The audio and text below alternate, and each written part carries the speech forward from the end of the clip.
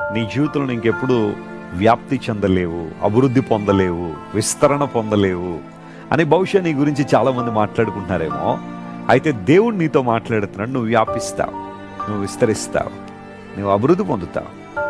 బహుశా నీ కుటుంబ సభ్యులు కావచ్చు, నీ ఇరుపొరుగు వారు కావచ్చు, నీకు తెలిసిన బంధువులు కావచ్చు, నువ్వు యేసు ప్రభువుని అంగీకరించావని, దేవుని మార్గాల్లో నడుస్తున్నావని, పరిశుద్ధాత్మ సంరక్షణలను వెదుగుతున్నావని నిన్ను చూసిన ప్రతి ఒక్కరు కూడా నీ జీవితం ఇంకెప్పుడు ఇలాగే ఉంటుంది, నువ్వు ఏమాత్రం కూడా ఎదగలేవు లేదా అభివృద్ధి పొందలేవు, ఉన్నతమైన స్థితికి రాలేవని బహుశా నీ గురించి తప్పుగా మాట్లాడుతున్నారేమో. వారి మాటలు విన్నప్పుడు నువ్వు కృంగిపోవాల్సిన అవసరం లేదు. ఎందుకంటే వారి ఒపీనియన్స్ నిన్ను దిగజార్చలేవు. దేవుని కృప నీకు తోడుగా ఉంది కాబట్టి ఆయన నీతో మాట్లాడుతున్న మాట నువ్వు ఎప్పుడు విశ్వసించాలి. దేవుని మాట కదా నేను నిలబెట్టాను, ఆ మాట కదా నేను ఉన్నతమైన స్థానం తీసుకొచ్చాను, ఆ మాటే కదా నేను విస్తరింపజేసి